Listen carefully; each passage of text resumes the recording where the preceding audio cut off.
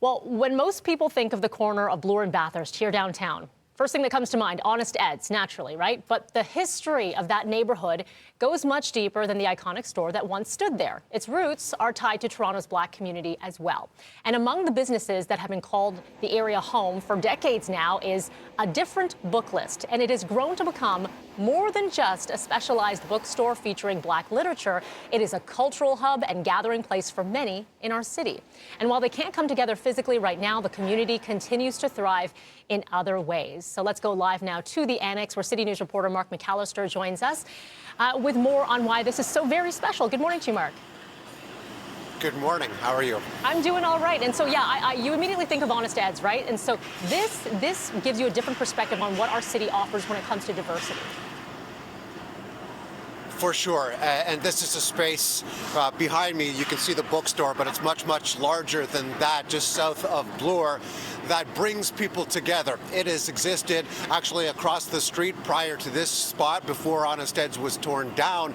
And they've called it a people's residence. It's a gathering place for people not only within the Black community, but within the neighborhood itself and from across the city. They come together for meetings, for book readings, for workshops in different forms. But it's a place for people to gather and discuss any given topic, especially right now in and around Black history. There's lots of things that are going on online over the last year, but this is a spot when they're able to where people can gather and really feel that energy in and around the place. I had a chance to speak with the owner, and I'll tell you more about her in just one second, but Aita Sadhu.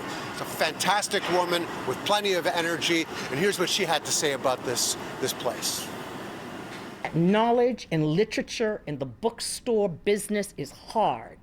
And if these people have been able to stay the course, and in 20 years they're still happening, and they have embraced the community, and they're open to all Canadians, and they're Black-led, well, I need that shiny jewel as part of my mix in my development.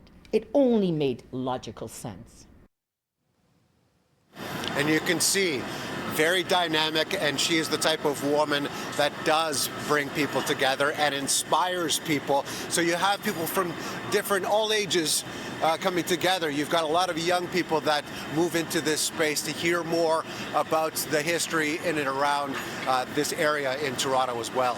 Yeah, and a very deep history, as you were explaining, Mark, there, and young and old, as mentioned. So various generations learning from one another. How deep-rooted is the history of the Black community exactly where you're standing? It's interesting because just north of Bloor, there is a large block of Black-owned businesses, and they have been there for a very, very long time. Lloyd's Barbershop is just up the street. Everybody in the area certainly knows about that. But in and around Honest Ed's, there were other businesses as well. The Contrast newspaper, which had been around within the Black community for some time, actually existed in a small house just around the corner.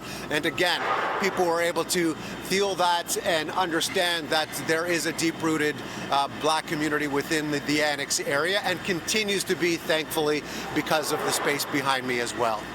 Now, just hearing from your audio, Mark, I think I hear construction behind you. As we know, anyone who's been in that area knows there's a lot of development. So what does the future hold for that space? Well, as I mentioned before, it's quite interesting.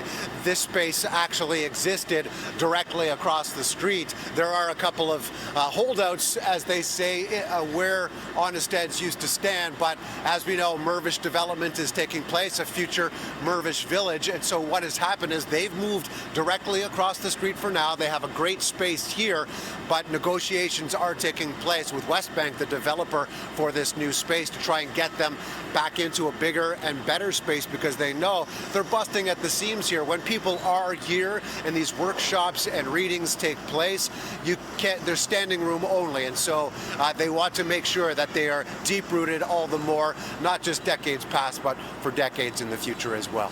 And we'll have more on this, and we'll hear more from Aita Sadhu tonight on City News at 5 and 6. And you'll find out more, of course, on citynews.ca.